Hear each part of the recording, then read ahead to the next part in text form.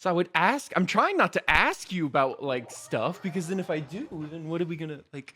We're not gonna be in Talk about in the podcast. When are we gonna talk about the podcast, dude? We're just gonna be sitting here chatting, and then we can't use this part for the podcast because that would be too meta. LOL. Talking about the podcast in the podcast? Nah, dude, way too dank. Too meta. Too meta. But we are the meta guys, so I don't know. No, I'm saying, are you at the spot now? Yeah, I'm at the spot. I'm at the spot. Right.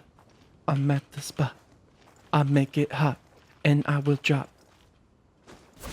off this rock. But hey, everybody, welcome to the Jinx and Tuner Gremlin Guys podcast. Hello. Hope you're doing good today. We got a few things to talk about. It's been a little while since we've done one of these, but that don't mean thing because that just means we have more stuff to talk about, right? Yeah, and then Inazuma came out, so big stuffs Yeah. and things that have happened. Even though Tuner has basically played no Inazuma.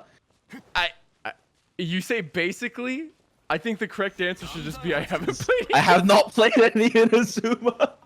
I've been too LOL. busy. I've been playing Death's Door, and I've been playing Monster Hunter Stories 2, which are both fantastic games. Death's Door is definitely a game you should play.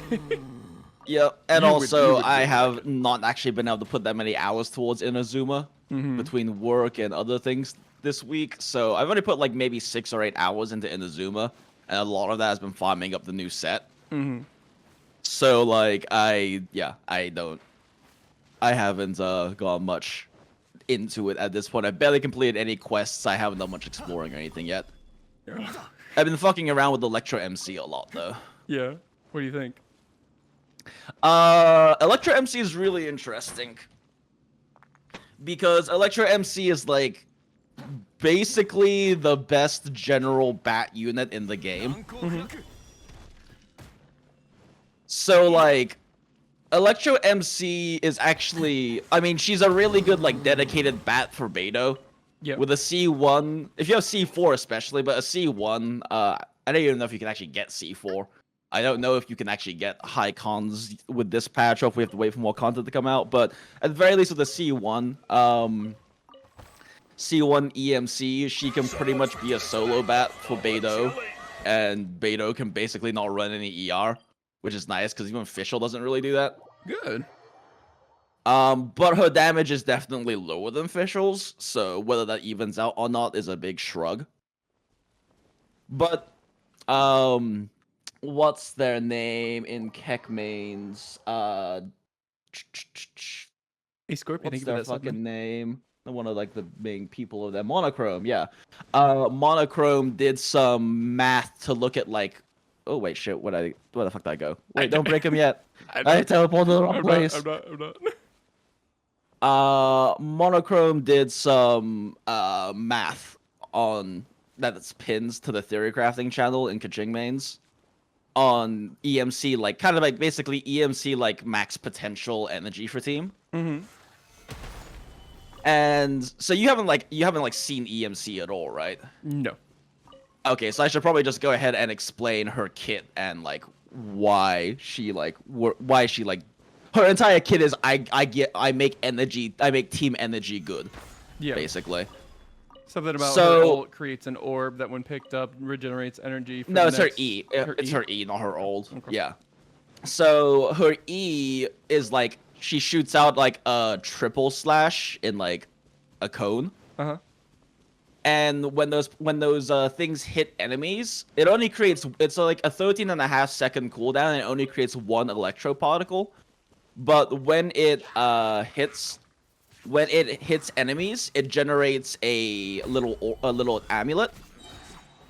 And when a character picks up the amulet, they regenerate. So it's only for them, not for everyone else.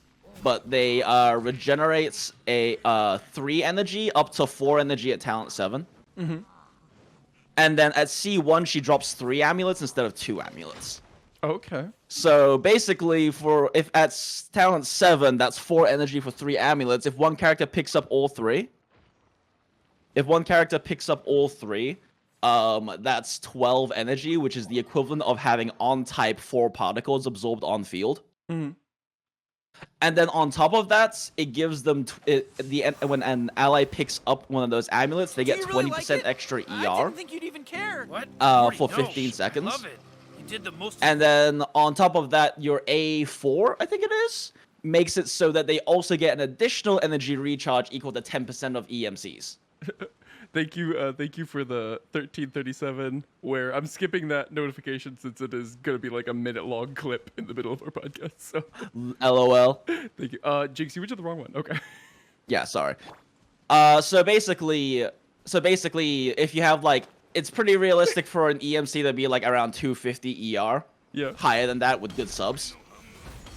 So that means that when, Beto or whoever else picks up those amulets, for 15 seconds, they get 45% extra energy recharge, which is almost as good as, like, that's like a plus 16 fucking sands, right? Right. And on top of that, her, I think it's her A2, makes it so that when a character that is not EMC picks up an amulet, the cooldown of your E goes down by 1.5 seconds. Mm-hmm. So at C1, it goes from a 13.5 to a 9-second cooldown. Mm-hmm. So you basically have for one character for like whoever picks up the amulets, 40 to 45% extra energy recharge plus the equivalent of 4 on-type on-field particles of energy every 9 seconds, which is really, really fucking high. Yeah. And then on top of that, you also get the extra energy recharge, which, depending on your team's energy gen, could be worth anywhere from like 40 to 60 ppm, energy per minute. And then on top of that, her ult is basically a Thunder Echoes ability. Yeah. So when she uses her ults, whoever's on field can attack, and it just drops a lightning bolt on people's heads, and it's a 0.5 second between. Okay. It being a 0.5 seconds is actually kind of unfortunate because it's hard to keep up pace to trigger it as often as you want to versus like a 1 second one. Mm-hmm. Just because of like cast times and shit like that. But anyway, and anytime you drop a lightning bolt, that character on field regenerates 0.8 to 1 energy depending on talent level. So that's even more energy regen. And then at C6, I believe, every third lightning bolt deals 100% extra damage, 100% of attack extra damage, and regenerates twice as much energy. Mm-hmm. So yeah, basically all of her shit is just giving you a fuckload of energy. When you look at just her base energy stuff from her amulets, her ult, and from the 1 particle she generates every 9 seconds, it's like not as high as like the average energy gen from an on-type teammate, right? But when you also account for the ER gains, she suddenly becomes like one of the best energy generators for any unit in the game. Because the energy regen on her ult and her E are colorless. Right. She works well for any element. It doesn't have to be for an Electro character. She's good for Beto, but she could technically fund. She's actually probably a godsend for Eula. Because I haven't tested her with Eula yet, but I mean, realistically, she should provide more than enough energy for Eula to run 0 ER and still ult off cooldown. Yeah. And also provides superconduct for Eula. So she's probably a godsend for Eula.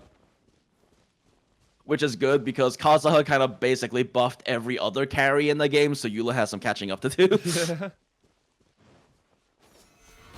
But yeah, EMC is amazing for Eula. Great for Beto. Again, I'm not sure if she's actually better than Fischl for Beto because she provides more energy for Beto, so less ER for Beto. But also, like, Fischl does more damage, so. Yeah. And I'm trying to think, like, what team... The hard part is, like... sense. That's the big issue, is that, like, she'd be great for funding Xiangling, she'd be great for funding Xingqiu, she'd be great for funding any 80-cost character. But, like, what fucking team wants a random Electro unit in it? Yeah, and that's... Eula's about all I can think of. Because then you could run, like... Eula, like, Razor and Rosaria. Kaching both definitely don't need it. Eula Rosaria. She's MC. not great for, and she's like not great for swap teams really, Yeah. because her like base damages are pretty low. Uh-huh. Her base damages are pretty low, and because her echoes are on a 0.5 second cooldown instead of a 1 second cooldown, that like means the damage of her ult drops a lot in swap teams because you're spending so much time in cast animations. Yeah, it's really weird that it's 0.5. So you want like a fast attacking like carry. Yeah, I've been running her in like sucrose carry with like Beto, and it's been funny and works well. But yeah. But like, why do that over Fischl? Pretty much, like, yeah, pretty much. Like, the main reason is Beto runs 0 ER, which is nice. Yeah. But again, I don't know if that's better than Fischl doing good damage as well. It's like you need like a carry like Kaching, but Kaching gets so much energy that she doesn't need somebody like that. Maybe Ball will be something like that, where it's like a fast attacking. Like, I mean, the reality is that EMC is a good free-to-play option for any energy-hungry teams. Yeah. Period. Yeah. Also, what's it? So, like, I'm just talking about, like, for battering a specific character. But Monochrome looked at if you could theoretically micro having the ER buff from the amulets on every single character in your team. Yeah. Because that is like the highest potential energy. Now, mind you, it's kind of a bitch to do that because the amulets tend to spawn really close to each other. So you have to be like really accurate with your positioning to make sure you don't pick up multiple on one character. Yeah. But assuming you can do that and work that into your rotation somehow, what's it? The Electro MC's energy generation, and with like really conservative estimates on energy gen from her ult, like Monochrome only assumes 20 ults, Thunderfalls over an entire minute, which is incredibly conservative. Mm-hmm.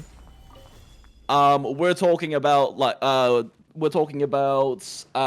generating 136.1 more energy per 60 seconds than like 20 ppm a 20 ppm on type matching elements battery would, which is like, you know, having like a Rosaria or a Kaya for your Eula or whatever.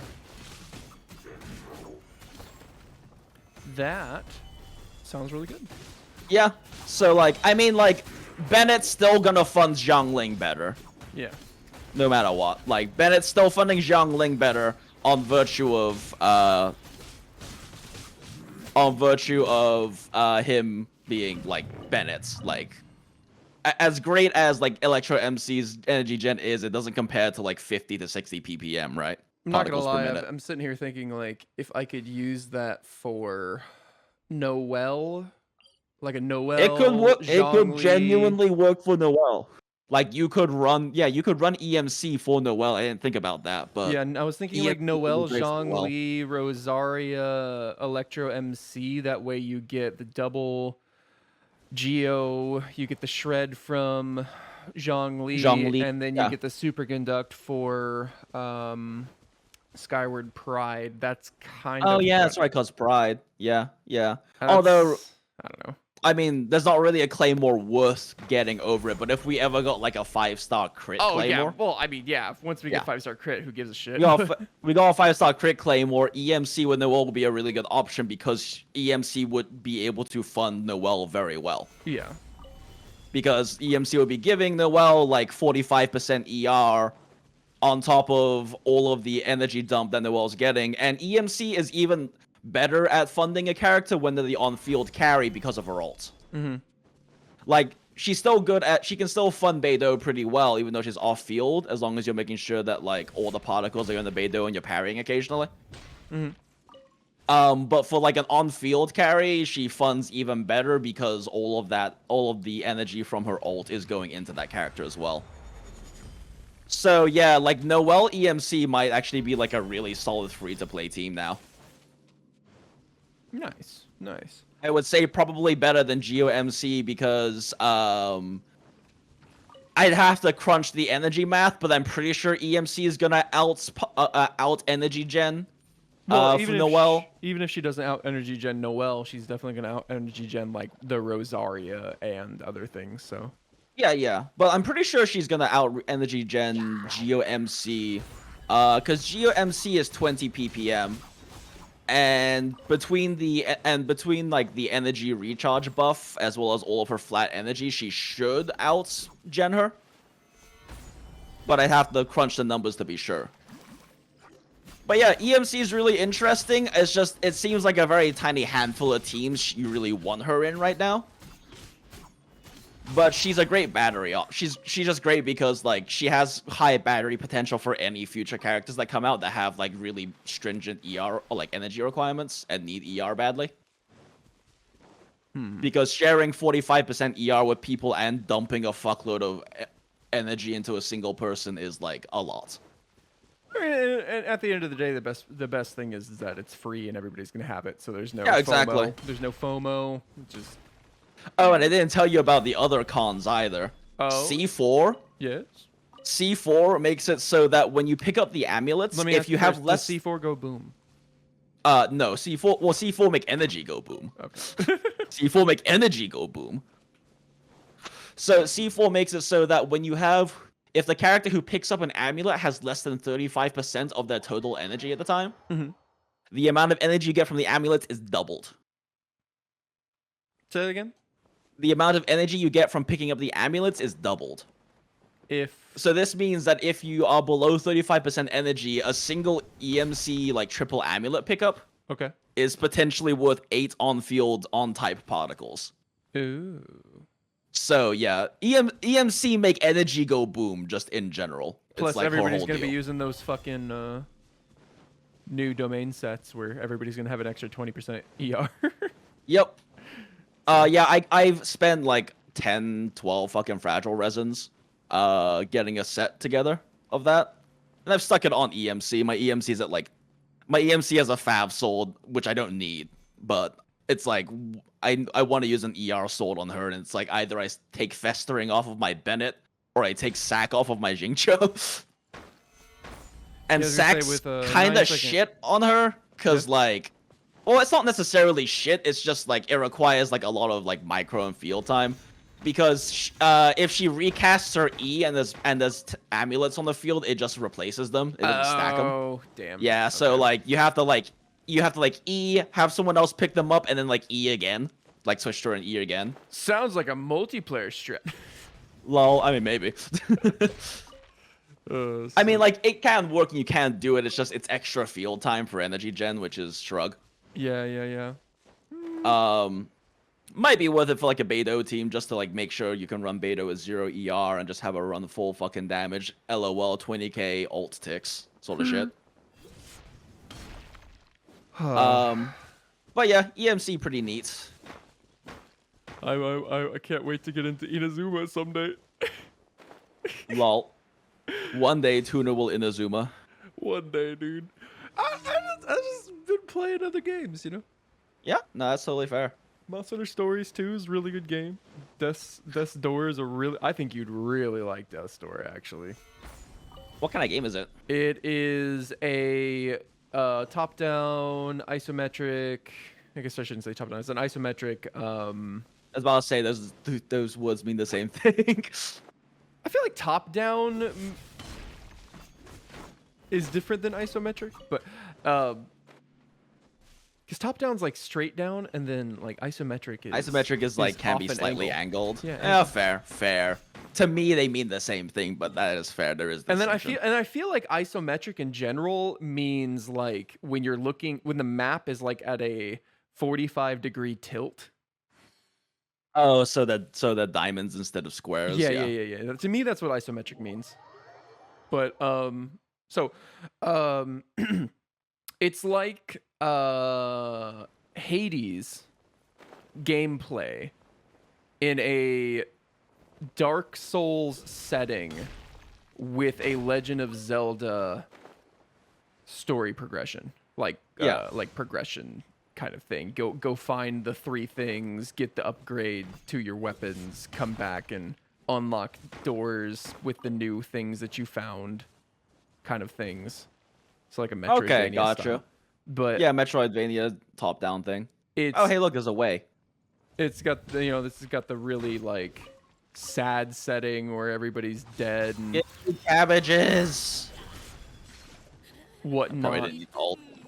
Everybody's as everybody's like dead and whatnot, and you're a reaper and you're trying to like put people who like you're a reaper in a world where nobody dies naturally, so you're like Oh. finding these people who have lived way too long and they've basically gone insane from being alive for too long because things need to die, and Yeah. it's just this really neat story about like overcoming your own mortality and like I don't know. I hate to say too much because I want you to play it. Well, yeah, fair. I But- worry that it's so like one of the reasons why I haven't been playing a lot of Souls games lately is because I have the whole like 2 hours of gaming, 2 hours detoxing schedule, and like Souls games don't really like play well in short bursts. That kind of like long gaming sessions kind of games. Okay, well, this one in particular, I think I beat it in 6 or 8 hours. Okay. And it's kind of like it's like that Legend of Zelda style where it's like you find the Triforce of Power, okay, you can stop. You find the Triforce of Wisdom, okay, you can stop for the day. You find Okay, the Triforce gotcha. of Courage, you can stop for the day. Like there's Gotcha. clearly defined like this Stopping is this points. yeah this is this point of the game, this is this point of the game, this is this point of the game. Gotcha. Okay. I think you might enjoy it. It's got a lot of humor in it. It's like kind of like that Dark Souls setting where everything's really bleak and sad, but then randomly something funny, like some funny character. You get your Patches character or something like that. Yeah, gotcha. Neat. So not bad. And then Monster Hunter Stories 2. Yeah, I don't never been think a you huge- could do that. I don't think I could. It sounds like it's too grindy for Yeah. my limited gaming schedule. Not even that it's too grindy. It's just it's gonna take a long time. I wouldn't even necessarily call it grindy because you can. I haven't grinded, really Yeah. at all. But It's I just a mean, long game. It's just a long game. Just like, I mean, honestly, I haven't really been into Pokemon style games since I was like in middle school. Everyone Like they just lost their appeal to me. I haven't played Pokemon since the original Silver on the Game Boy, but everybody I know who has played Pokemon recently says this is just this is Pokemon made by people who care. For Yeah, I mean whatever that's worth. fair. It's just like the style in general, like classic turn-based JRPG gameplay has not been something I've really been interested in for a while. Yeah, no, I understand. And Pokemon is like the distilled version of that. Honestly, it's more like Persona than Pokemon. I'm not sure why people keep making the comparison to Pokemon. Because you have Monsties, Yeah. probably. I mean, in Persona you have Personas, but yeah. And I guess I shouldn't say Persona because Persona's got like the dating sim aspect to it, but like Yeah. I guess it reminds me more of like Shin Megami Tensei games than it does Pokemon. But like, because you don't capture the Pokemon, like you don't capture the monsters. You You just, grow them. yeah, you just go get an egg and then you grow them. you're not like throwing Monsty balls at things and You're not catching them in pitfall traps and shit. right, yeah, you're not. Yeah, so I don't know. I know, I keep seeing a lot on Twitter when I'm like taking a dump, but I'm like, I don't think I would enjoy stories. Mm. Nor do Yeah. I think it's realistic for me to play stories. Yeah.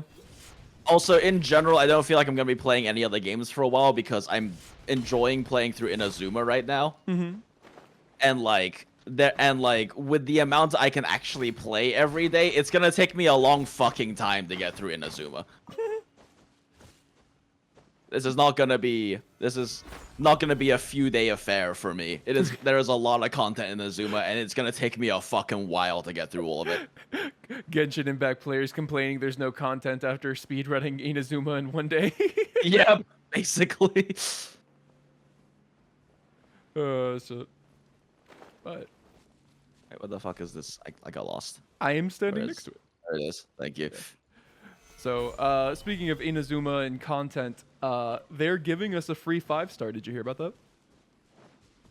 Oh, the Aloy thing? Yep, they are giving us a free Yep. Aloy, and Genshin gamers are mad. I saw on Twitter. I was taking a mad. dump yesterday and saw it on Twitter. I was like, wait, this isn't a meme? Wait, this isn't a meme. Wait, everyone's so mad in the comments. Yeah, people are mad, dude, and I don't fucking get it. I really don't get it. It's just free content. Because collabs break immersion, tutor. Oh yeah, sure. Because walking up to fucking Tartaglia while you're using Tartaglia isn't breaking your immersion. Breaking immersion, yeah. I mean, jeez. I saw somebody. There was a comment I saw that criticized it because it was from a paid game. They were mad that Aloy came from a paid game. My immersion. Dude, this isn't like the KFC collab where it's like, oh my god, there's a KFC logo by game. Like, this is Aloy. Like, okay. Like, she looks like somebody who could exist in an adventure game because, hey, newsflash, she exists in an adventure game. Like, oh, why does she use cryo if she doesn't have a vision? I'm like, hey, you know our main character? Lol. I'm just like, what is this crap, dude? It's free. And people are like, oh, it's alienating players who only play on PlayStation. It's like, it's free. And it's free shit. Don't use it if you don't want to. It's free shit. And it's a single player game. It doesn't affect you. Why are you so mad? To be fair, Genshin players might be some of the saltiest bitches. Oh, no, yeah. No, dude. Especially with the roll rates in this game. God. And actually, everybody's getting it. It's PlayStation's getting it next patch, but then PC or like everybody else will get it in 2. Do you have a heal, by the way? 2.2, yes. Both of my characters are Unga and got hurt quite a bit. Yeah. So like, I just, damn. I don't know. Bitches be mad. Bitches be mad, dude. I don't get it. Man, that's funny. You know, I didn't like the Street Fighter collabs and Monster Hunter, but I didn't fucking rage at people about it. Yeah, it's free shit. I don't have to use it. Whatever. Yep. I didn't use it. I never used it. I would never touch those things. They're gross as hell. And like, and that's another thing is like, well, you know, it's like the Street Fighter collabs didn't even like, they were not the same art style. It was literally like they dropped the Street Fighter 5 models into Monster Hunter. It looked terrible. It looked bad. But like they've clearly like they showed a splash art for Aloy. It's in the Genshin style. She clearly is Genshin style. Yeah. So I'm sure she's gonna be Genshin style when she gets in here too. It's just really weird that people are mad about it. Are just so angry, so angry about this. So angry. And then of course you have the opposite people where they're just like, now I'm angry at the people who are angry. It's a perpetual cycle of anginess. Yup. Oh my god. L-O furthermore L. Oh well. We should put that on a shirt. L-O furthermore L. Yep, that and however and caveats. Those will be the 3 shirts we start selling. Those are our 3 shirts. Those are our 3 shirts. Caveats with an exclamation. However, with the triple dots. And then L-O furthermore L. I don't have any funny catchphrases. I'm a bad content creator. I don't have catchphrases.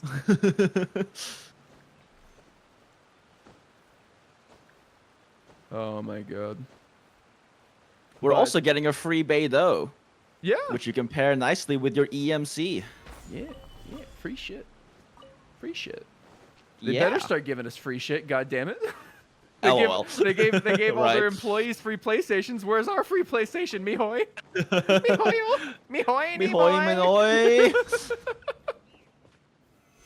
Mihoy, mihoy, mihoy. Oh god.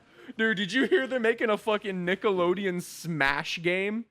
Yes. Oh I my have. god, I'm maining Biggie Cheese. I don't even give a shit. I'm gonna walk up. I'm Mr. Boombastic.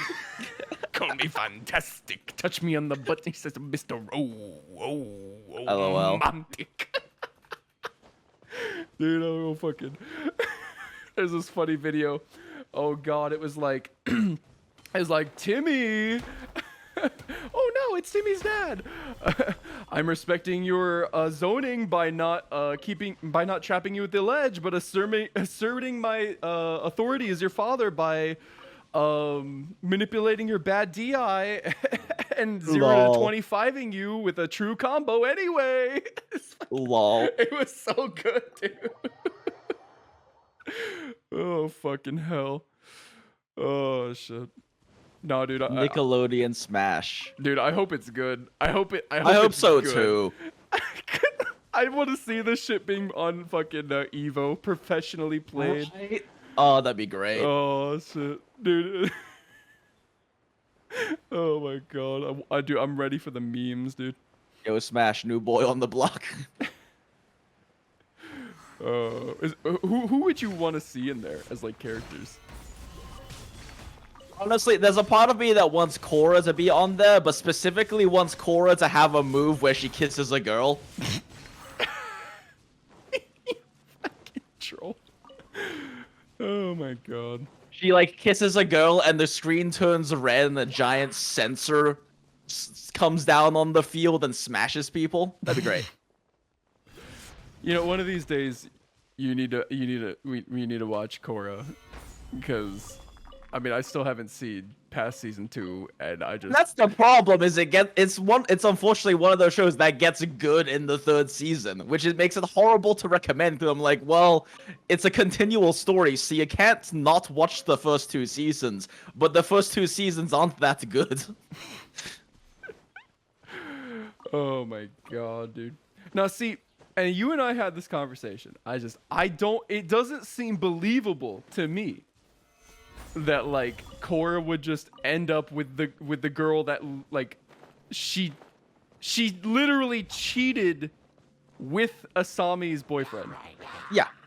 And it doesn't seem believable, but it does through the character development in season 3. The problem is it requires the character development in season 3 to make sense. But see, like, okay, I watch a show, the Harley Quinn show. I can't remember the name of it. I think it's just Harley Quinn, but it's on HBO Max, and I guess spoilers for Harley Quinn, but obviously Harley and Ivy get together at some point. Yeah. I feel like at this point that like the spoilers on that have been ruined by the internet. But yeah. Yeah. And it's like Ivy is not with Harley at the beginning. Like they get together, and in fact Ivy is dating somebody else. And even though they had like this really good relationship for the most part, you know, Ivy was very much in love. Like they kind of had 2 drunk nights and were like, oh shit. I guess we've been hooking up while we were drunk, and it's this really believable progression because they spend this entire time together as best friends, and you're like, oh yeah, I could see them being together. I understand that they're not. Yeah. And then it happens, and you're like, this is a believable thing that has happened. Yeah. It's just like you tell me that Korra and Asami get together, and I'm just like, that doesn't sound like it's plausible. How did this happen? But. Yeah, it makes sense if you can believe that at the end of the first season they kind of have a good friendly relationship of mutual respect. Despite all of that bullshit. And at that point it starts to make more sense because it develops from respect into a deeper friendship, into Asami is the only person that Korra feels comfortable being emotionally vulnerable in any way with. I see. Huh. Yeah. We'll watch it someday. Well, someday. Because you rave about that more than I've heard you rave about anything. Yeah. I don't know. Honestly, the first season isn't bad. It's just that it has that whole black mark of the stupid teen drama, and everyone always hates the stupid teen drama. Yeah, the love triangle bullshit was really putting me off. Love triangle bullshit. Season 2 is not bad. I feel like the first 2 seasons both had the same issue where they take a while to rev up. Like, the second half of the first season, when they're kind of done with the teen bullshit and they're dealing with the actual larger plot at hand, is good. And same thing with, like, Season 2. Season 2 starts to really pick up once they kind of get into, like, the deeper Avatar-related plot line in, like, the second half of it. Mm-hmm. And I still think that the single best episodes in all of the Avatar series, even including like Tales of Ba Sing Se and the beach episode from the original Avatar, are the Avatar 1 episodes from Season 2 of Korra. Mm. I think as standalones, they are the best episodes. In the context of like the entire story of like Avatar, the beach is probably more impactful. And like specifically like the Uncle Iroh story from Ba Sing Se is probably more emotionally impactful by itself. But I feel like as a whole, as just individual standalone episodes, the Avatar 1 episodes are, in my opinion, the best in Avatar period. Huh. The problem with me and Korra is there was an episode in season 1 where Korra is like hitting on Mako. Yeah. And she's like kind of going way too far, and he's like, you need to stop. I don't feel that way about you. And she's like, oh, come on, you're thinking about me every time you're with Asami. Yeah. And that is such a disgusting, terrible thing. Like, if for sure. If the roles were reversed, that would be a villain. Oh yeah, for sure. It's such a terrible, gross thing that I basically never was able to get past it. It's just not to like justify it, because I don't think that's an excusable opinion to have. But Korra was basically homeschooled her entire life until she was a teenager. Yeah. For what it's worth. The only interaction she ever had, she never had any peers growing up, and the only interaction she had was with like the White Lotus and her parents. Yeah, I've heard that said to me before, and it just makes my skin crawl. It's still a gross sentiment. My skin like, crawl. Yeah, I get it.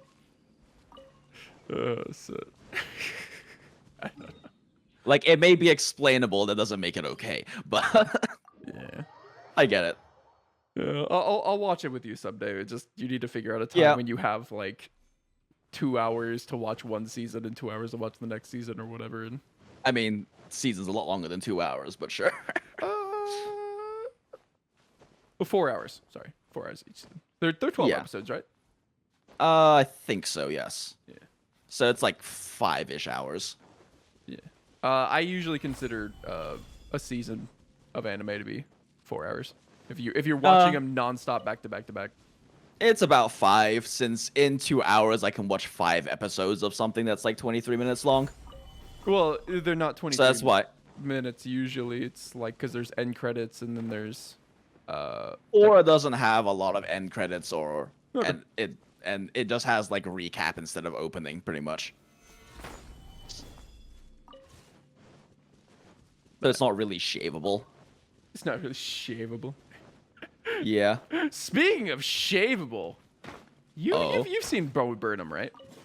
I saw like the first 30 minutes, and Jenny and I were both expecting to laugh and didn't, so we turned it off. No. But we'll probably go back and watch it without the expectation of it being a comedy. Oh, no. I went into that assuming it was going to be depressing as fuck. Yeah, exactly. Like, I think we need to go in with a different mindset, because we were going in expecting a comedy, and we're like, we've chuckled like 3 times. We're going to watch something else. Yeah, no. Yeah, Bo Burnham's inside is definitely something that I assumed was going to be very depressing.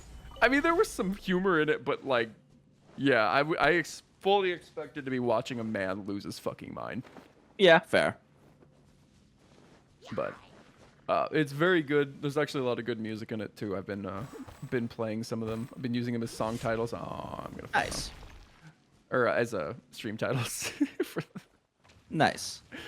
So this has been on our list for like a month. To talk about shows and shit. So some of these are a little bit behind.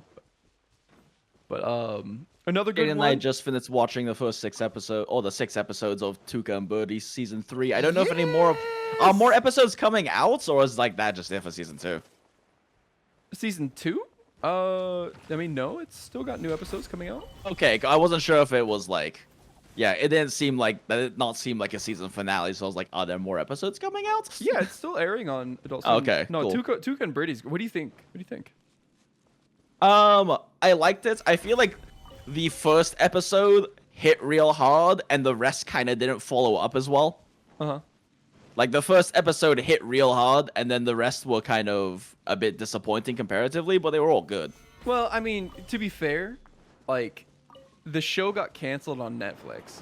Yeah. Just, I don't know why. It's really good. The first season is really good. Did you watch the first Oh season? yeah. Yeah. Yeah. And it's really good, and I don't know why it got canceled, because, like, in some ways, I think it's better than BoJack Horseman, which Yep. is Says a lot. an apt comparison because she did work on, I believe she was a storyboarder Yep. and artist. So, in some things it does it better because, like, as good as BoJack Horseman is, you don't want to see BoJack win. He doesn't deserve to win. Yep. But he keeps winning. And it is frustrating to some degree. But, like, Tuca and Birdie are about, like, characters that you want to see win. So now you feel good when they're winning. Like BoJack Horseman, you're like, God, I want the main character to win because he's the main character. But also he's such an insufferable asshole. I don't want him to win. So, but yeah, no. But, like, sorry, to go into the thing. They had to have a really strong hook for the first episode because for a lot of people that might have been their first time ever seeing the show because it was on Adult Swim for the first time. That's rare. You got to get people invested in it, but I think in general it's worked out really well. Yep, I think it's good. I feel like I said, it just feels like the first episode hit real hard, and then the rest was not as impactful. But like you said, it makes sense. Have you gotten a chance to watch Invincible? Yes. Ooh, what'd you think? It's really good. Really good, really gory. I like that it takes I really enjoy taking the like classic superhero coming of age story and making it dark and real. Cause it's like when he goes to his first fucking call, and it's like, oh yeah, by the way, civilians die. Yeah. You don't actually save everyone. It normally just happens off screen, but civilians fucking die. Yeah. No, I was watching the first episode, and it does that subversion of expectations thing. Because, like, everything's fine, definitely. everything's good, everybody got saved. Everything's normal. And you're just like, And then oh, the end of okay, the last episode, you're like, oh fuck. Yeah, and then the last bit of the episode happens, and you're like, oh. You're like, oh fuck. So that's the tone of this show. I see now. Okay. And then it's I kind of already knew. I kind of already knew it was gonna be gory and dark, just because the reason I found out about Invincible was because of the Omni-Man memes. Yeah. So like I'd seen the final scene before. I think I watched it like as the final episode was airing because I don't like watching shows as they're coming out week by week. Yeah, no, same, honestly. Now some shows are better because of that. Some shows are worse because of that. Because some shows are meant to be binged. Some shows are supposed to be episodic. So some shows like where they have a lot of information to process, it does good to have them week by week. But then there's some shows that like the more time you have to think about like the thing you just saw, the worse it is. Yeah, we talked about that with like Korra, right? Where didn't you watch Korra episodically? And like it's much better binged. Oh yeah, because we don't have the time to think about the implication of the thing that you just saw. Thank you yeah, for the basically. 25, Anonymous. Thank you. Sorry, I'm skipping that notification. I should probably turn off that notification while we do the podcast. LOL. Because it is like a 2-minute long notification. LOL. Another good show I've been watching recently is Final Space. Have you heard about Final Space? I've heard about it, have not actually like watched it. It's one of those shows where I don't know. I guess I didn't know what to expect from it, and I guess I was expecting goofy space bullshit, and it's actually really serious. And it's a really weird. It goes by so damn fast. Like it really does engage you in it, and the humor and like the story is and stuff. And I mean, when I watch Final Space, it goes, dude, it's like an hour can go by in 10 minutes. It's ridiculous. Yeah. Interesting. But that's definitely another one I'd recommend to you if you haven't gotten a chance to see it yet. And of course, Rick and Morty is coming out. Oh yeah. As much as I like to binge Rick and Morty, I am willing to watch it week to week because it's Rick and Morty. Yeah. Dude, oh my god. So what do you think about the season so far in general? I have really enjoyed every episode that came out. It feels Yeah. like a strong season so far. What do you think about the last episode? not The not last- not the Hellraisers one, the sperm one. The sperm one? Yeah, the sperm one, it was definitely amusing. Yeah. And I don't know, I like these episodes that show that Morty is growing in his own way, whether it's a good growth or not. Yeah. He's It's nice- definitely it's a- growing. Yep. It's nice to see these episodes that focus a bit more on Morty and how he's not just, I don't know, the more they've been repeatedly like fleshing out Morty's character more every season to be Yeah. less of just the idiot grandson, right? Yeah. And so any chance we get to see Morty's character being fleshed out a bit more, I enjoy. Yeah. And it was just in general an amusing episode. Plus, I don't know, for some reason, anytime there's an episode with the presidents in it, I love it. True. I love every episode with the president in it. Yeah, no, God, I cannot remember his name. Oh God, it's on the tip of my tongue. Fuck. But he's a really good voice actor. Yeah. I cannot remember his name. Keith David, thank you. Keith David. Yeah, Keith David is great in everything he does. Yep. But I was gonna say something starts with a D. But no. Dude, I think that episode is worse than the fucking Sled Dragons one. Fair. That is such a. It's like, to me, that is like the worst, the lowest bar. I think conceptually it's worse. I think the Slut Dragon one might be worse in terms of like. The Slut Dragons one might be a bit worse in terms of content. I don't know. Just so fucking. Because like the Slut Dragons one is actually deranged. That episode just has a lot of like actual representations of sperm in it. And then like Rick has a kid, and it's just, and then it's gone. Yep, it's like, yep. That's nope, they're pretty much like self-sufficient out the womb. Have a good one, Rick. Take care of yourself. Although it has been really interesting, like every single episode, Rick has just been like this fucking butt of the joke loser. Yep. No, and I like that too about Yeah. it. Cause like even since like season 1, like Jenny and I have been saying, if you relate the point, like you're not supposed to relate to Rick, and if you do, you're supposed it's supposed to show you that you're damaged. Yeah, right? it's like you're not supposed Like to. want he's not supposed like, to be a hero. Yeah, you're not supposed to be BoJack. You're supposed to. Yeah, just if you relate to him, it's supposed to show you there's something wrong with you and you need to Yeah. work on something, Yeah, right? And like it's the same thing with Rick, and I really like that line, and I think it was the season 3, the first episode of season 3, where Morty's just like, I wanted you to have a normal life, Summer. That's not something you can have when Rick's around. And well, he's not a villain, but he definitely shouldn't be your hero. He's more like a demon or some fucked up god. There's some fucked up. Yeah. It's like, yeah, Rick isn't supposed to be a hero. You shouldn't idolize him. Yeah. Yeah. He's a damaged, broken man who is incredibly capable. Did you ever see the little short cartoon they had on Adult Swim for Rick and Morty? I think it was like Rick and Morty versus the Genocider or something. Is it the one that's like in pixel art style? No, but it's entirely voiced in Japanese. It was like animated in like a different No, I have style. not seen that. It heavily implies that Ricks are just older Mortys. Yeah, that's been like a fan theory for a while. Yeah, it kind of like that Morty becomes Rick when he's older. Yeah. And yeah. So that was Interesting. yeah. Dude, I think Interesting. we skipped an entire area in my map. I just remembered. Huh? Shit, we skipped an entire area. Oops. We skipped. You teleported to the wrong place. Yeah, I teleported to the wrong place, and you never mentioned it.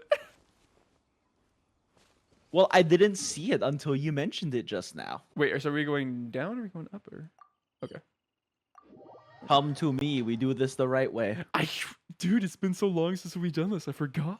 I know. Talking about good cartoons. To be fair, I have like I have more fucking enhancement auras than I know what to fucking do with at this point. We'll get new 5-star weapons. Have you seen Miss Splitter? Yeah, no, Miss Split is really good. I just don't really have any interest in pulling for 5-star weapons, you know? I'd rather pull for characters and they use the same resource. Yeah. True. Like, I might end up getting, like, another one of the base 5-star weapons just because I have fucking, like, 87 goddamn, like, base fates that I can use for, like, the standard banner. Yeah. But, like, I don't know. I just don't really have... I mean, I'm at the point now where I easily 12-star the Abyss with with so many different teams with 4-star weapons. So I'm like, why do I care about 5-star weapons? Yeah. Like, I'm running a Homa on my Xiao right now, and I run like my Amos and my Homa and my Harp sometimes just for funsies. But like, I can run pure 4-star weapons and like 12-star Abyss, so I don't really have a need for more power level. No, that's fair. If you don't need the extra power, then... Yeah, I don't need the extra firepower. And it's not like... I mean, at the end of the day, the stat sticks, right? It's not like they change... Like, Kazuha's a power upgrade too, but if I had pulled for Kazuha, it would change the playstyle of my teams, you know? Yeah. I like Kazuha. Kazuha's fun. Oh, yeah, I like him too. I don't want to spend more money on this game, so I decided not to get him. Yeah. Even though the amount he buffs Hu Tao when you micro him correctly is fucking nuts. Like, Chad was telling me that his Hu Tao has gone from doing 120k melts charge attacks to 140k vape charge attacks because of Kazuha. Huh. Because Kazuha is the first time you can realistically, like, VV... Like, not only does he like, double buff your Jingqiu and your Hu Tao's, like, damage percentage, you also can VV Hu Tao, which is, like, fucking insane. Because Hu Tao could not be VV'd properly before unless you ran Bennett, and you don't want... And, like, part of the reason you run Hu Tao is so you don't have to run Bennett. But if you see 6 Bennett, then you get LOL. a LOL. Fuck.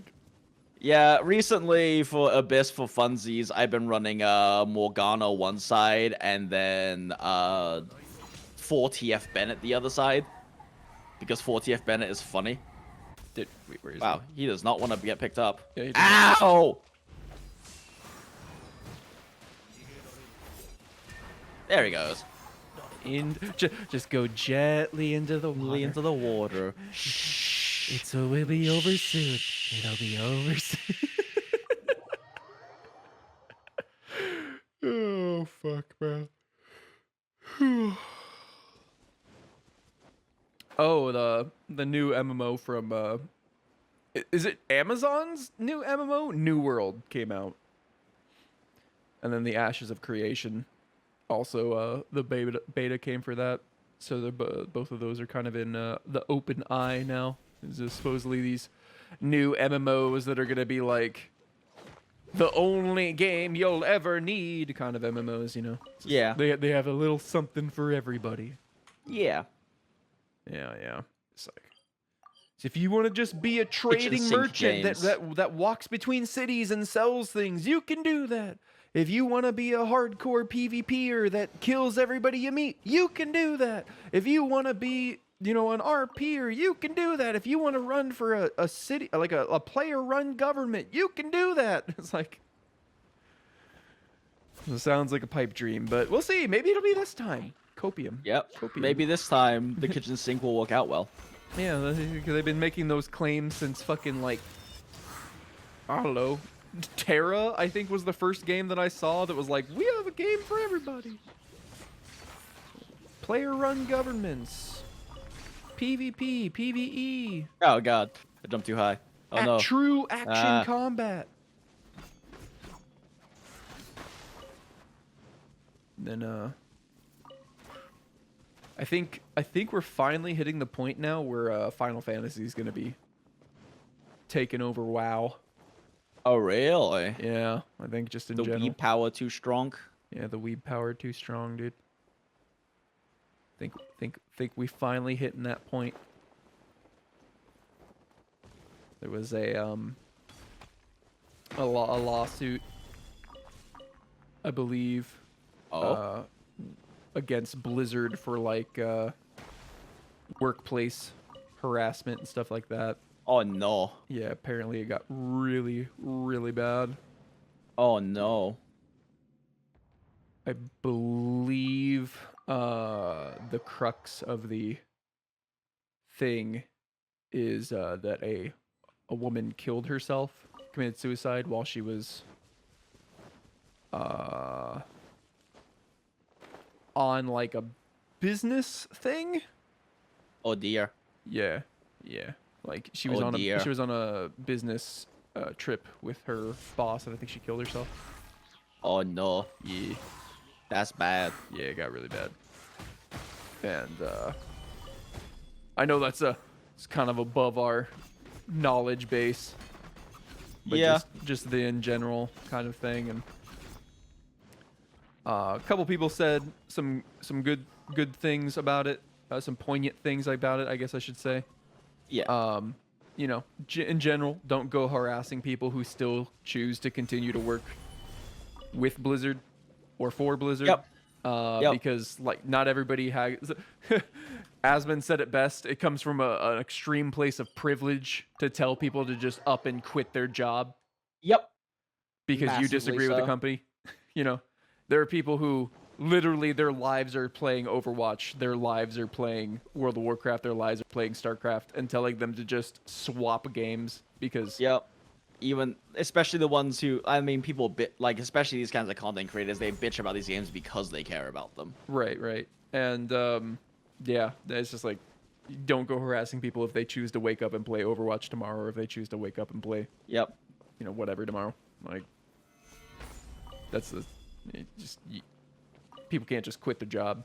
You know, if they've been a, you know, environment designer at Blizzard for fucking 5 years, they can't just, like, go quit and, you know. I mean, they can seek new employment, but, you know, how easy is that? Yeah. Yep. I have no idea what the gaming industry job market looks like right now, but I also don't want to assume it would be easy for them to switch to a new company. I mean, you have no idea what kind of contracts they're in. You know, if they're in a contract for 3 years, I mean, I guess you could try to cite a personal difference with the company and try to get let out of your contract, but I mean, but that's a whole fucking deal. That's a whole fucking thing. Yeah, that's a whole fucking deal. Like, and lawyer fees, man. Yeah, no. Lawyer fees ain't cheap. Yeah.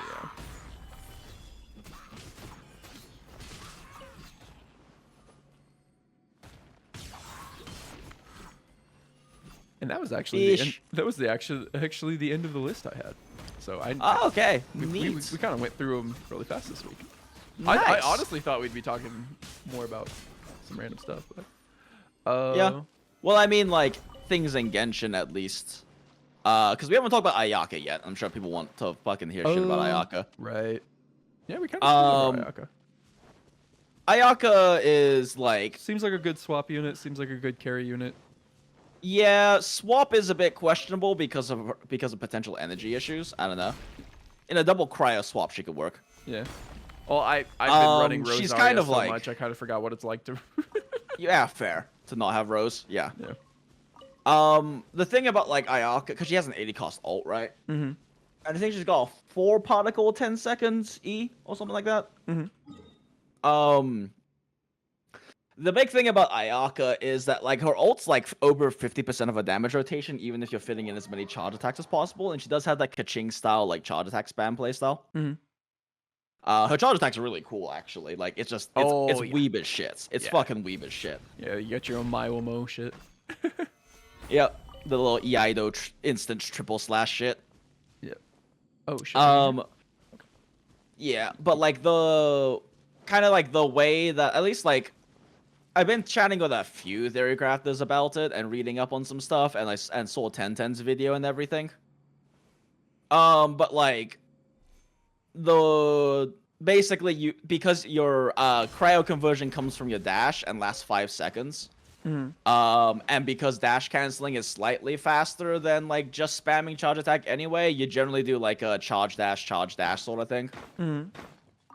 Because her dash, if you land the dash on someone and they get affected by the cryo from your dash, then you get 10 stamina back, so it's stamina neutral. Mm-hmm. So at that point, you might as well just dash between every single charge attack, right? Right. I think jump canceling is slightly faster, but kind of finicky. Yeah. But yeah, her charge spam is pretty good. It's not bad, but her ult does make up like half of her fucking DPS rotation. Yeah. Well, I so mean, like funding her ult is important. The way I figure it is, I mean, she definitely raises the ceiling on like the Kaya freeze team, like Kaya Chongyun. Yeah, the because problem now is she that doesn't need Chongyun, and Chongyun is such a fucking terrible unit.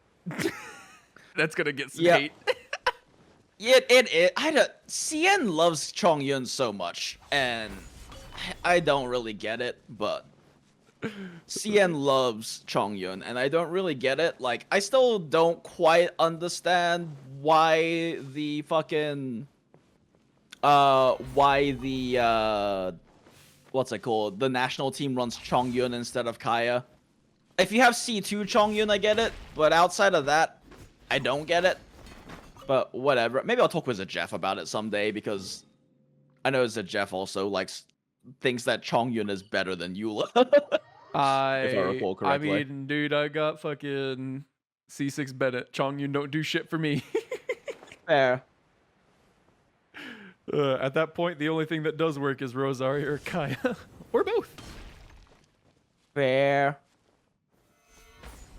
But yeah, what's it? So Ayaka, like the problem with Ayaka is that like you can't compare her to Ganyu.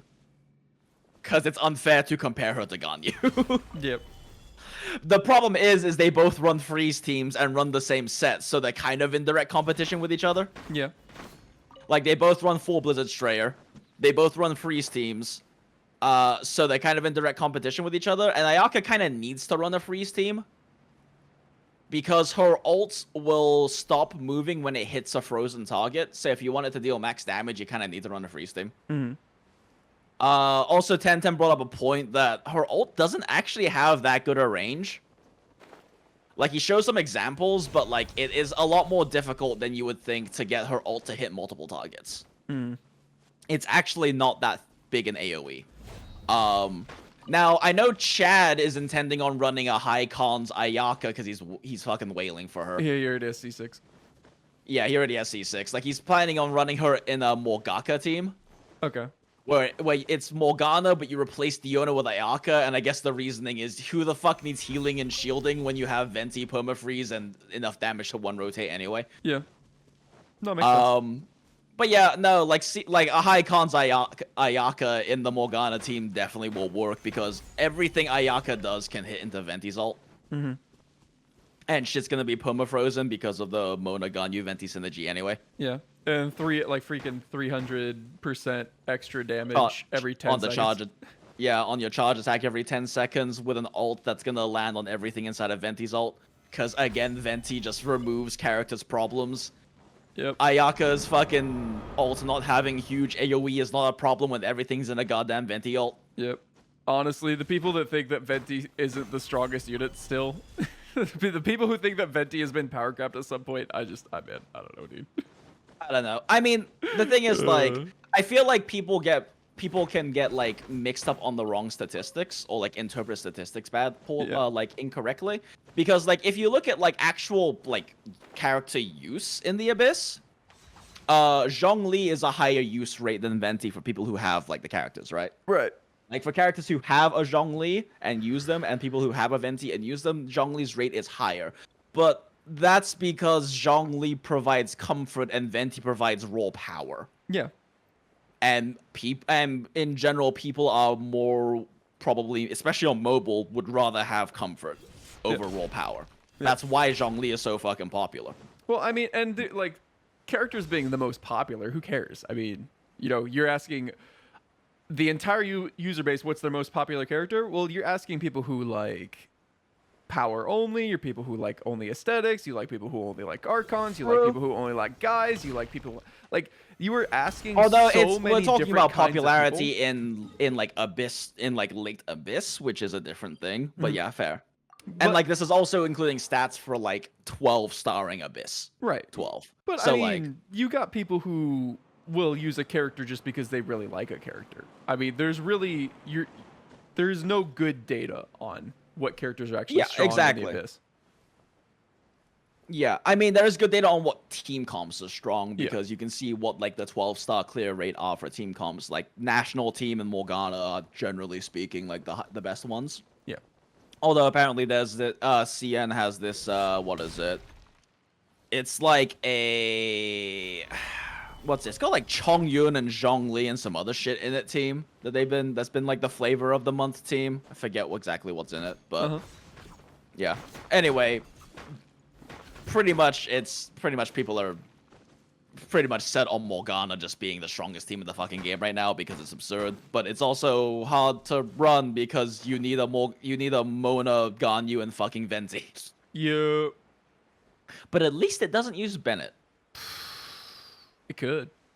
It does. I tend to run Bennett on it, honestly, because I normally run Hu Tao for my other team. It works well with Bennett as well. But that being said, it doesn't need the Bennett. The actual team uses Diona and works just fine with Diona. Yeah, but then if you use Morgana on one team and Hu Tao on the other team, then where are you using your Bennett at? Exactly. That's why I use Bennett on that team. You use it on your Hu Tao team. Lol.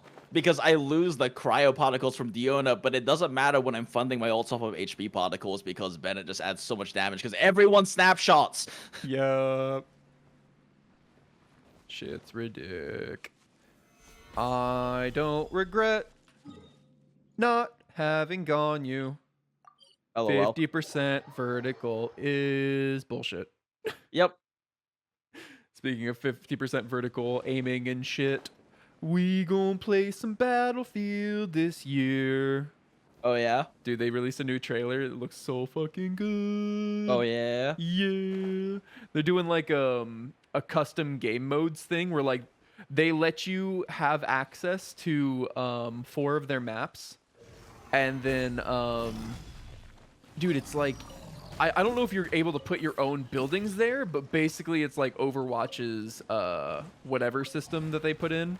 Where it's like you just whatever you want. If you want to have it where it's like 20v20 defibrillators only. Oh, gotcha, that workshop shit. Yeah.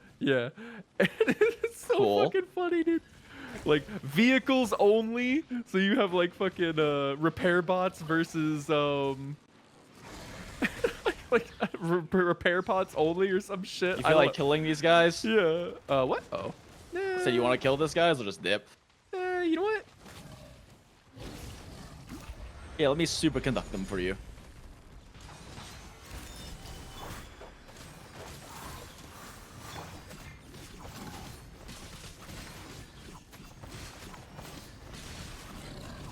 Wait, I'm so bad at collision plunging. Did we kill the little one too? Damn. He went fast.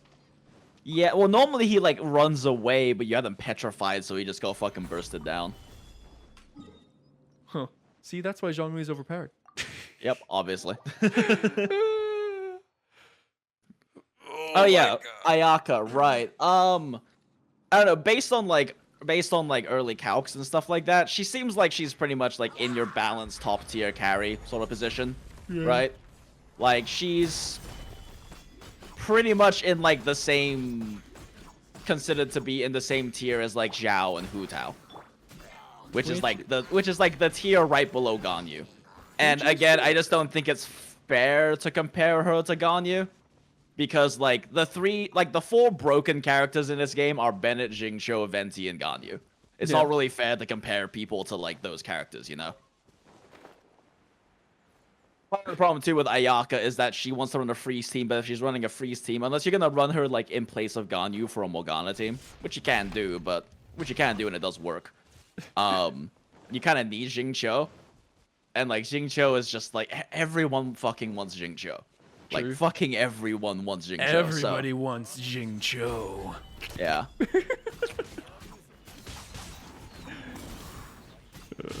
Dude, Zaxton's gonna have a fun time time stamping this if he does it again. Dude, he's been doing it every time, dude. He's such I know. I I really appreciate it. MVP.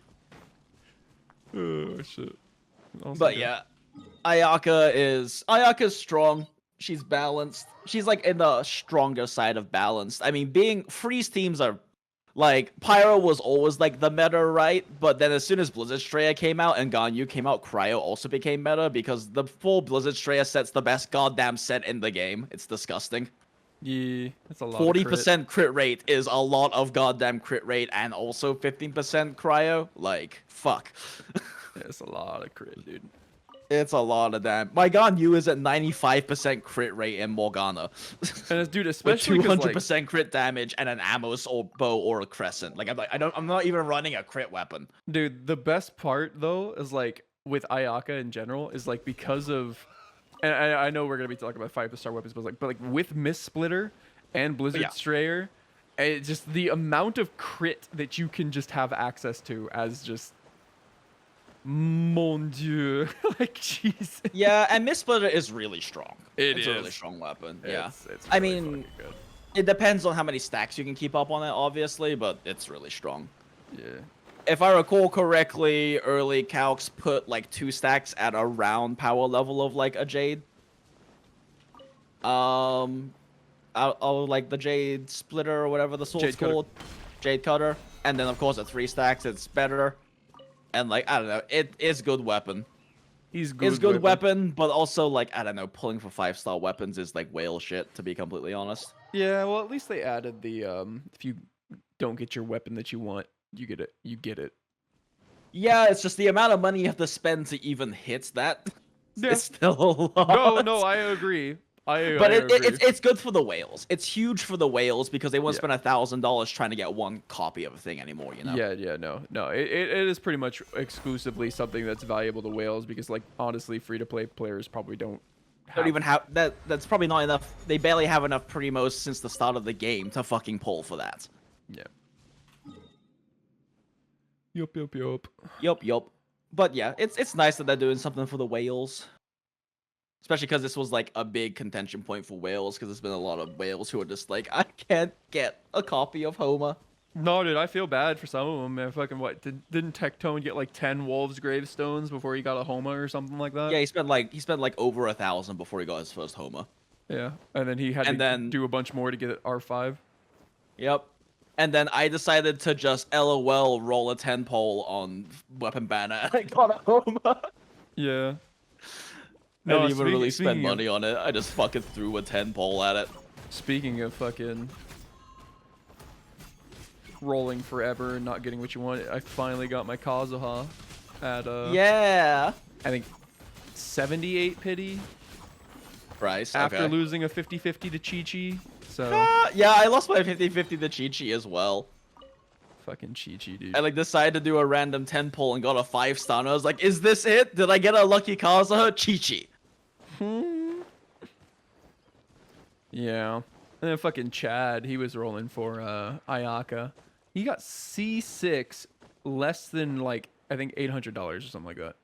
Fuck, what? Yeah, he won. That's 50, like Tony level luck. What the fuck? He won 50-50 4 times. Wow. And the 150-50 that he lost, or like one of the 50-50s that he lost it at like fucking 20 rolls or something like that. Wow. Yeah, that's like Tony level luck. What the shit? Yeah. That's like about how much Tony spent on his C6 Yao. Yeah. Yeah, fucking Ridiculous. Crazy shit. Who will be better, Chi-Chi or Aloy? I mean, well, I don't think Aloy will be a healer. Probably won't be a healer. Though, honestly, if she was, I wouldn't mind. Oh, Chi-Chi. Rework when, Keck. Yeah, see, like, if anything, I mean... The fact that she's outdone by a 4-star is kind of a problem. Yeah.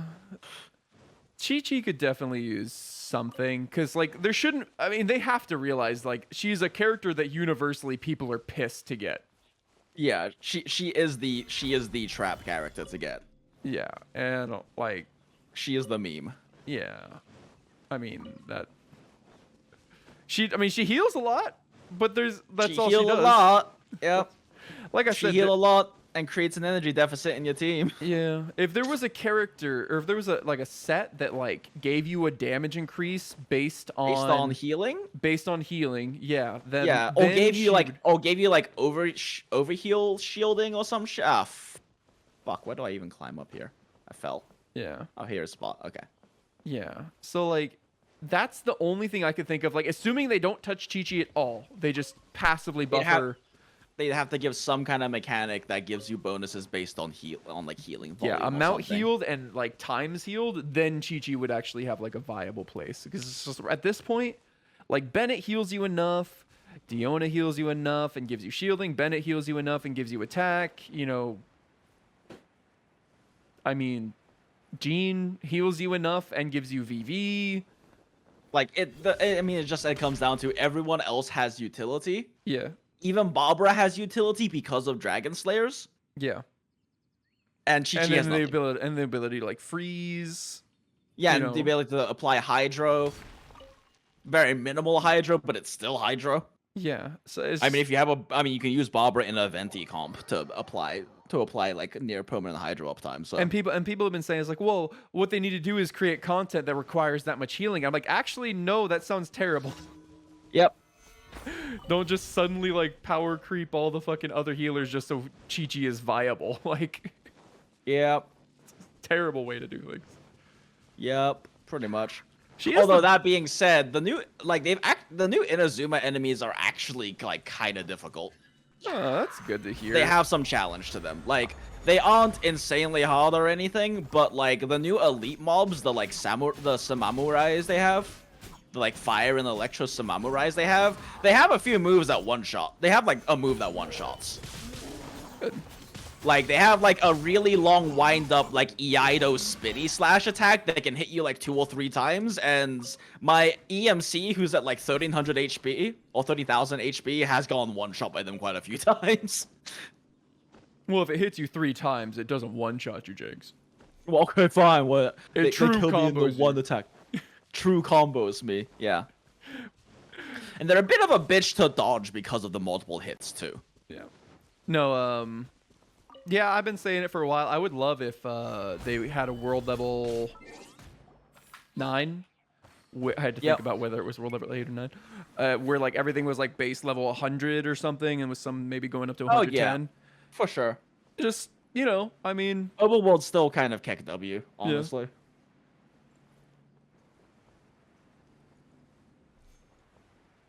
But... Yeah, and the new Fatui unit they added in Inazuma is pretty neat. She has some neat moves. She has like this cool little gates teleport move, and she can like lock you in place with like her version of an ice cage. Yeah, you mean Jean? Oh, lol. There's some you know how it was like Noelle's the Electro, or no, the Cryo Fatui, Sucrose is the Electro Fatui, like Jean is supposedly the Oh, really? Is the new one? Yeah. So all these Mondstadt girls, they be going out, dude. Lol.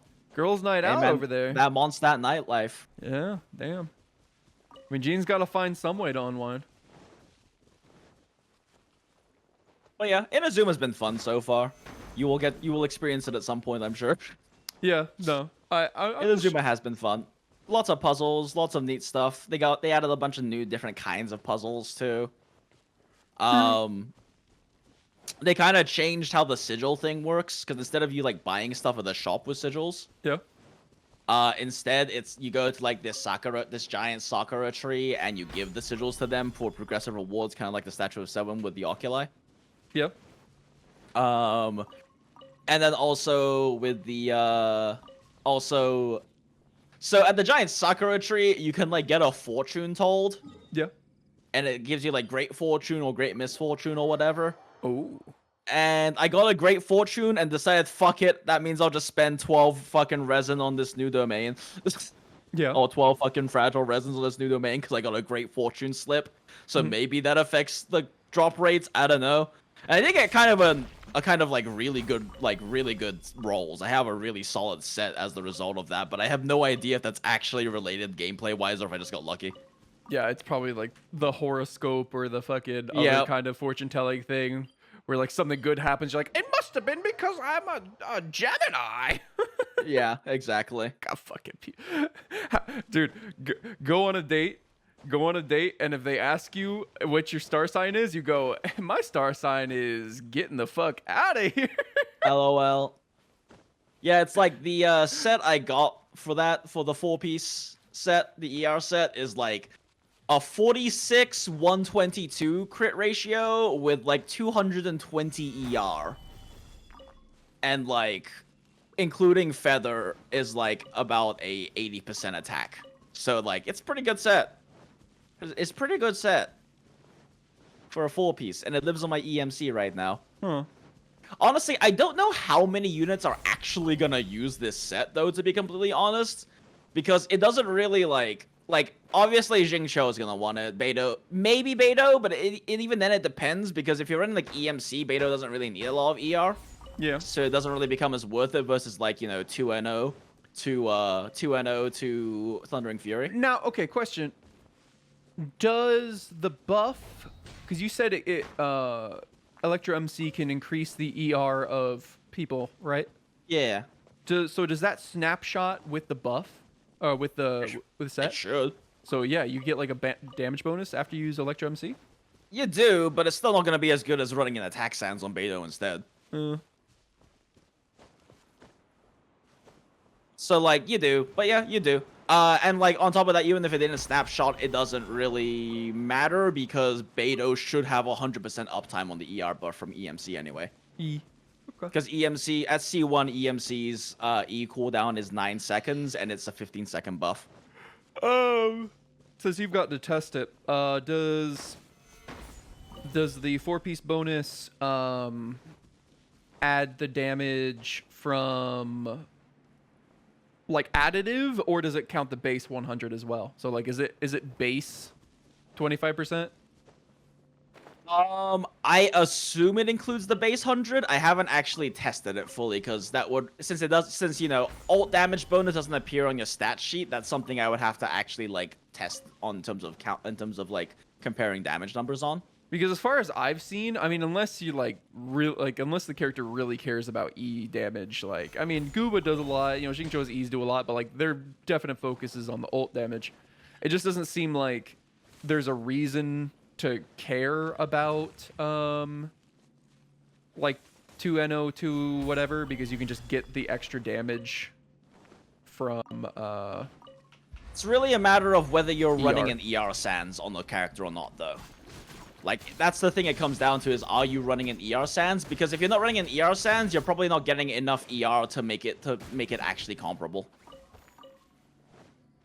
And like, there is a definite argument in a lot of swap teams for running attack Sans over ER Sans.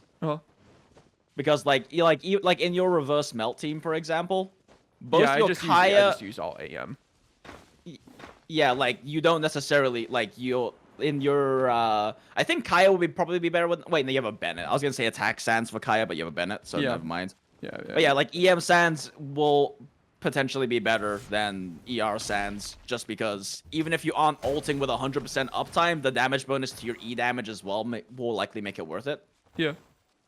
So like, it depends. If your character is running an ER Sans, the set's likely a good set. But if you're not running ER Sans on the character, then it's probably not worth it. And there aren't too many characters that like have to run an ER Sans, you know? Yeah, Xiangling, Xingqiu. Like Xiangling, Xingqiu, and Mona, because Mona has another mechanic that increases her damage based on ER. Yeah. Ooh, it would be a good set for Mona. I didn't really think about Oh yeah, that. no, it's I never it's used Mona. Yeah, So it's like tailor-made for Mona. Yeah, no, that's Like it's on my EMC right now, but that set is living on my Mona anytime I have to do Abyss. yeah. No, maybe and then they fixed Mona's dash. Maybe I'll start using Mona again. Lol. Wait, how do they fix Mona's dash? They fixed Mona and Ayaka's dash. How so? So when you're attacking and you can just turn in a direction and dash in that direction. Oh, you actually you don't dash forward anymore. Yeah, you don't always dash forward. Gotcha. Now that said, I do want to make a point for people who are still getting screwed over by it. I did notice that if you so a normal character, if you press dash and then a direction, you'll like immediately go in that direction and it's fine. As I am demonstrating right now. If you still do that if you press shift first on Ayaka or Mona, you're still gonna do the stupid turn. So yeah, just make sure you're pressing a direction before you press your dash. Yep.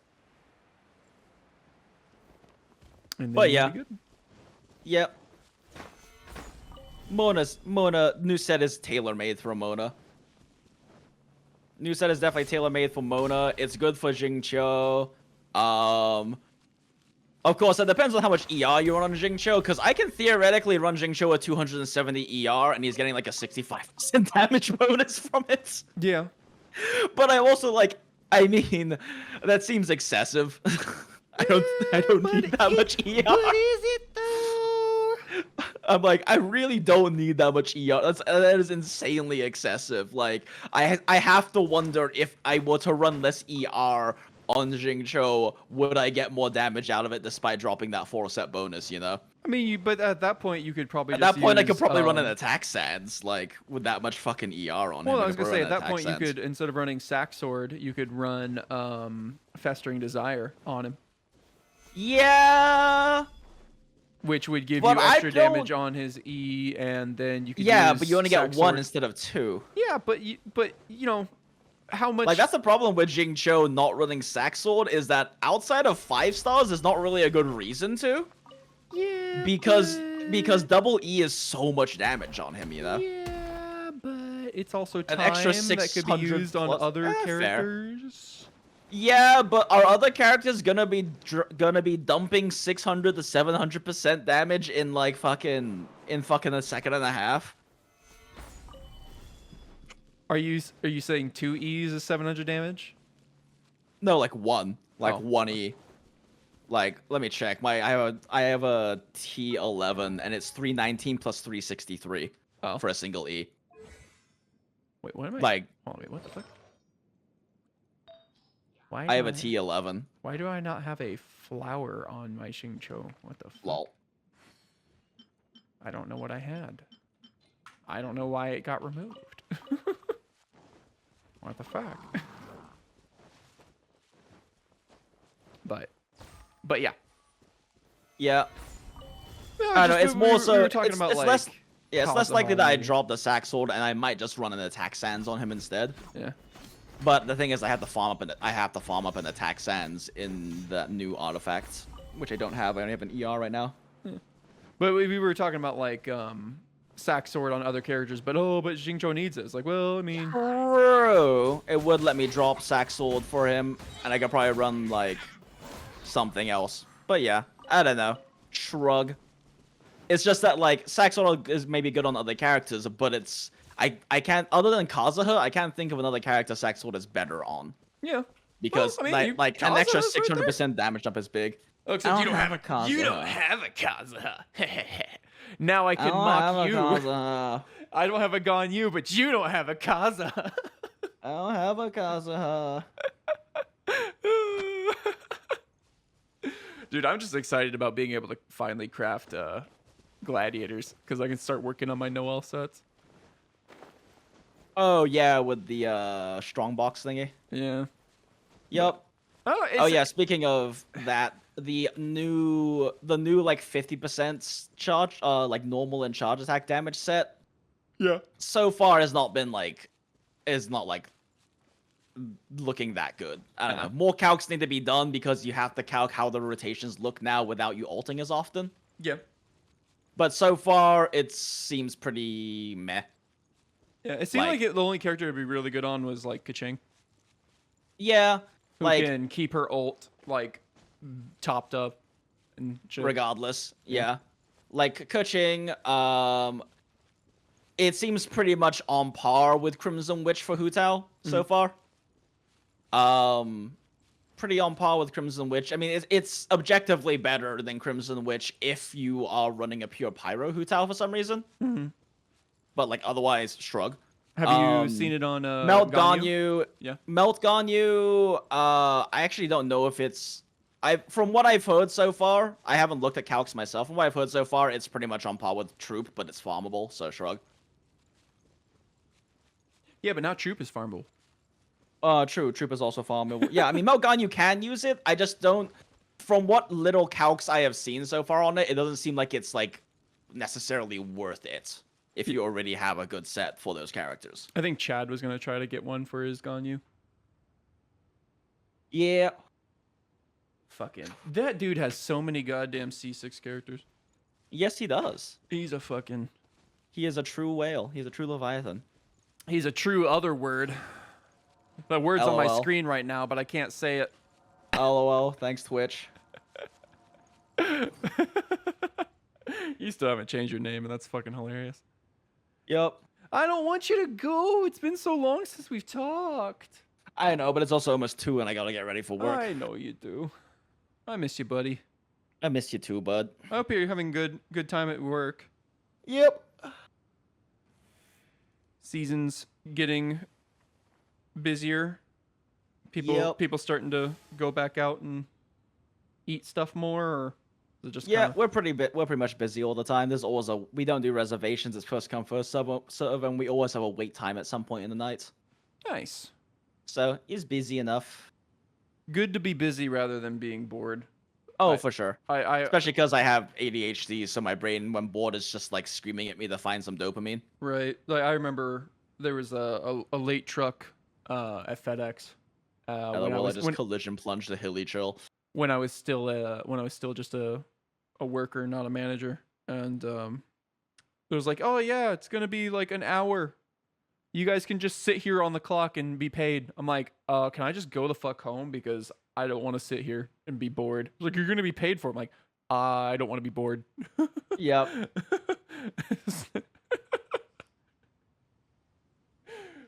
Fuck. Let's see. Chaos Lux said, first time catching a stream. Are you guys testing Ayaka anytime soon?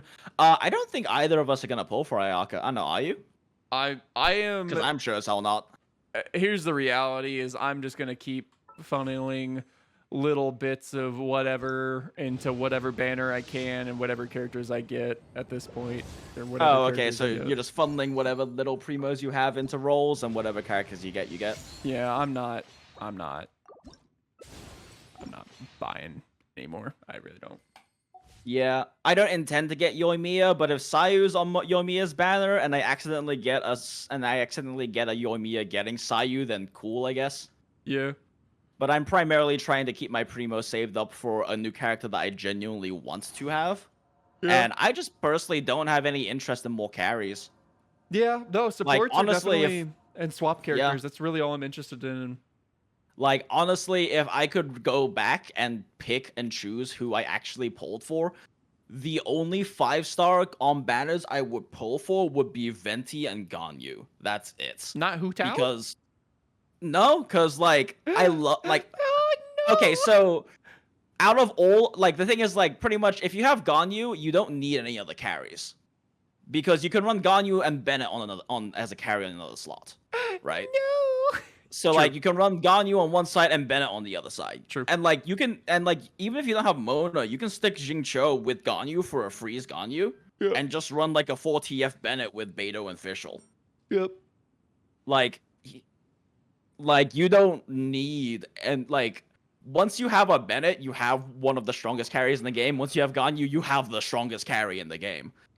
And, like, I love running Hu Tao, and if I were to pull for a second carry, it would be Hu Tao out of any of the other carries that have come out. Yeah. Yeah. because she is the best at being Bennett independent, so you can run Bennett on, you know, a Ganyu team instead. But like, realistically, if I was just going for power level, the only 2 5-stars I would have pulled for would be Venti and Ganyu. And then I just make sure I have a Bennett and a Jincho and a Beidou, and Fischl was free. And Beidou is about to be free. So like, and Jincho was free. So if I was a day 1 player and restarted, like I would have just pulled Ganyu and Venti, that's it. Yeah, dude. Honestly, thinking about it, like, because you get a Xiangling for free, got a Beidou for free, you got a Xingqiu for free, if you chose Xingqiu. Official for free. Which you should have.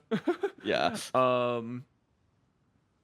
You know, and as long as you could just land a Bennett. As long as you could land a Bennett, which he, you know, I mean, you'd have to roll on random things, but he's been in the shop a couple He was times. also in the shop like fucking 3 times.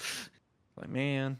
Dude, because you could sit there with fucking Bennett, Xiangling, Xingqiu, and Kaya, and you just got you got yourself a goddamn team, dude. And you didn't need to spend a fucking cent. Hell, even if you don't have like, I probably also would have pulled for Diona, just because I'd rather run Diona than Barbara. Well, as, you got like, a free Diona. Healer. Oh yeah, we got free Diona too. Never mind. Right? Yeah. So like, yeah, the only ones I would have pulled for would have been Bennett, Ganyu, and Venti. Yep. And a Sack Sword. Honestly, I'm gonna say it right now to everybody. Don't even need a Sack Sword for Jincho. Fav works, but I would prefer a Sack Sword. I'm gonna say it to every single person here. If you have a C5 Bennett and you're sitting on a C6 Bennett, like you have the C6 Bennett, you just don't want to activate it, you're a coward. You're a coward. You're a scoundrel. C6 your Bennett. LOL. Do it. Do it. LOL. Just do it.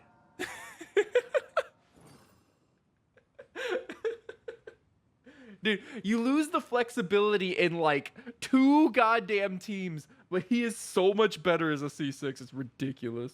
Well, you also lose his Chongyun synergy, but shrug. Who cares? Then you can just use Kaya and fucking Rosaria and Xingqiu. Or Kazuha, like I do. Lol. But yeah, that's pretty much that. I don't know. Ganyu is disgusting. Bennett is disgusting. Like I said, for like the past 2 Abyss rotations, I haven't even been using Hu Tao for my team 2 on Abyss because I've been wanting to fuck around with 4TF Bennett. Yeah. And I'm like, oh, this is just as good. This clear's just as good. I don't need a 5-star carry apparently because Bennett exists. Yeah. Great. So he says they play in multi and they don't want to ruin their friends' physical and other builds. Tell them to stay out of your goddamn circle. Lol. Look at me. I'm the carry now. Lol. Pretty much. Oh man. Well, 4TF Bennett, Jamu? Yeah, 4TF Bennett is 4 Thundering Fury Bennett with like Fischl and Beidou. And then whoever you want as a 4th. It can be like Sucrose or Jincho, whatever. Yeah. Jincho is probably the strongest option, but if you want to save Jincho for the other team, Sucrose works well too. Basically, Kazuha. the idea is that or Kazuha. True, Kazuha that also way you works. can VV both. True. Basically, the idea is that Bennett overloads every single E, and with 4TF, that makes his E a 1-second cooldown in his ult. So every second you're popping an overload and an E, and it's just an insane amount of DPS. Mm-hmm. Of course, you're overloading shit, which is kind of annoying because you gotta chase shit. But then you also get to run Fischl and Beidou can run really low ER because Bennett's generating one E's worth of particles every goddamn second. On top of having Fischl, and so Beidou, and like a lot of the power in this comp comes from Beidou being so fucking strong. Mm. And then also this is actually one of the rare cases where you run an EM hat on Bennett, because with the new EM buffs, Overload having an EM's Overload doesn't crit for one thing, and you're overloading once per second on Bennett, and he is always going to be the trigger for it too on this team. And with like a level 90 Bennett that has an EM Sands and an EM hat, you're doing like, I think 11k per overload. Yeah, every second. Yeah, every second. And then Beidou is also doing like 20k fucking shocks. Per shocks that bounce 5 2 times. to 4 that do like either 3 or 5 damage instances depending on whether you have C2 or not. Yeah. And then Fischl's doing Fischl things. And then Fischl and Beidou both also snapshot the attack buff from your Bennett, and your Bennett's level 90, so it's a lot of attack buff. Yeah. And then, like I said, run Kazuha. You can VV both the Pyro and the Electro. Electro. So, I mean, it's obviously Yeah. not doing whatever for, whatever, but, You do want to make sure you're infusing with Electro, though, if you're doing Kazuha. Well, yeah. Um, That's what you do. You do the ult onto nothing, then you throw Beidou and Fischl out. They're gonna get applied Electro, and then you do your Kazuha Bennett ult ult. in the circle so that he does both. Yeah, but yeah, and then basically the fourth can be Kazuha, it can be Jingcho. Jingcho is particularly good because then you get to double dip on your EM on vaporizers and on overloads. Yep. Because you'll be electro charging the enemy, and that maintains both a electro and hydro aura, so you can vape and overload off of it. Mhm. I personally like running sucrose on it because I like to save my Jingcho for my other team. Mhm. And on top of that, sucrose has some ability to like suck enemies, which means that overload is less of a pain to deal with. Yep. And also sometimes I just run sucrose as the carry anyway, because if you run a full EM set on sucrose, you're doing like 6,000 damage per swirl, which is hilarious. But also sucrose sharing EM with your Bennett is really nice because you jump from like 11k overloads to like fucking 13k overloads. The new 5-star weapon is really good with 4TF Bennett? Yes. The previous 5-star weapon was even better, but the new one's pretty good too. The other one, I forget its name, was really good because it was an EM. It was an EM substat. Something sworn. So I think there's an F in there. Freedom Sworn. Freedom I think. Sworn. Freedom Sworn. Yeah, Freedom Sworn is like the best weapon in the game for 4TF Bennett. But what's it? Festering Desire is really good, and then Iron Sting is really good as well. And that's a really nice thing about 4TF Bennett too, is it's really good with a free-to-play weapon. Yeah. Yeah, I'm kind of sad I didn't get that weapon, but I wanted Kazuha more, so. Nah, that's fair. Kazuha's better. Yeah. But yeah, 4TF Bennett, really good. The only annoying thing is you have to deal with, like, overloads booping people, but whatever. And it allows you to run, like, a super stacked Beidou, which is hilarious. It's funny watching Beidou do 100k damage a second. Yep. And if you like 4TF Bennett, make sure to go thank Jeff, because Jeff is pretty much, like, the biggest 4TF Bennett stan on the goddamn planet. Yeah. Like, what I was to Bennett the first, like, the second or third week of this game coming out, where I was just trying to convince everyone Bennett was good, that's been Jeff for 4TF Bennett. True.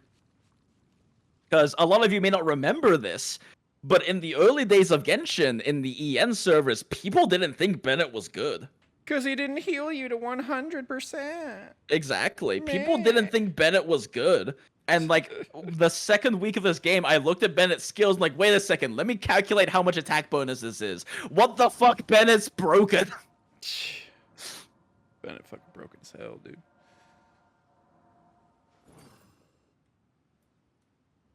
Oh, on top of that, 4TF Bennett is the fastest way in the game to break the, basically, it's the fastest way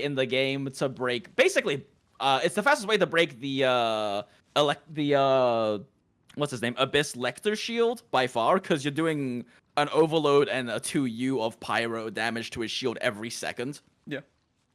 But it's also one of the faster ways to break the Abyss Herald of Hydro guy's shield, as long as you're maintaining electro charge on him with the Beidou and the Fischl. Yeah. Because then you're electro charging his shield off while also overload and vaping the shield off of him. So yeah, really good. Good. 4TF Bennett, real good. The only problem is farming a 4TF set for him. Yeah. And especially farming a 4TF set that lets you fit and getting an EM hat for him. Yep. Because EM hat is like the lowest % chance to roll main stats, like, artifact in the game. Wow. Actually, I didn't know that. Is it really? Like a 4%. Yeah, it's a 4%. It's a 4% drop rate. Okay. Yeah, I thought about like, trying, and I'm just like, God, I'm so tired of farming artifacts again. I actually got a pyro cup before I got an EM hat, so I just run an offset EM hat for him. Nice. Yeah. Because it's easier to roll a pyro cup than an EM hat for him. Yeah. Faster than auto attacking with infused crow? Yeah, because you have blue number, But you only are applying a unit of cryo every 1.5 seconds or every 6 attacks? It's every third attack. Every third attack or every 1.5 seconds, whichever happens first. So where Bennett's applying, especially a C6 Bennett is applying... Well, he's applying the same amount of pyro, but... He's applying the same amount of pyro as that, but yeah. As a C6, since it's the same ICD rules. So wait. Okay, I might not know that. So you're playing... Oh, wait, maybe you're playing EM Goblet's lower. I don't remember. You're playing EM Goblet might be lower, but yeah. What? While Speaker said EM Goblet wasn't 2%, I think EM Goblet might be lower than EM Hat. It might be. I don't remember. So wait. You're applying the pyro every 1 second with E, but you're also getting an auto attack in between every one of them. You're getting like, with 4 TF, you're getting like 2 to 3 normals in between. Yeah, but then wouldn't it be like 1 attack E, 1 attack E, 1 attack, and then like that 1 attack would apply a unit of pyro, right? Yes. But it's the same. It's the same frequency of element application as Chongyun's conversion. Huh, okay. Yeah. So same shit, really. But yeah. Yeah. No. 4TF Bennett is dumb. It's hilarious. I am really enjoying playing. Oh wait. It. So you're okay? Are you talking about You're talking about like if you had a Bennett converted with cryo versus a Bennett converted with pyro. Pyro. Yeah, it's the okay, same no, amount I was talking of about elements. something. I was talking. Oh, okay. Okay. That was what you were talking about. Yeah. But yeah, it's faster than auto attack infused with cryo because you're also E-ing every second. Yeah. Like, yeah. I mean, like something like a Zhongli or a Xiangling infused with cryo does apply cryo very, very quickly, but you're applying it to you a strong pyro from Bennett's E every second on top of whatever he's doing with his normal. So, and for 4TF Bennett, it's the ideal is Pyro Goblet, drop my mic. Pyro Goblet, EM Hat, EM Sands, I believe is what Jeff said. He's actually done the numbers on it. I haven't. Mm-hmm. But yeah, I think it's EM Hat, EM Sands, and Pyro Goblet, I believe, is the way to go.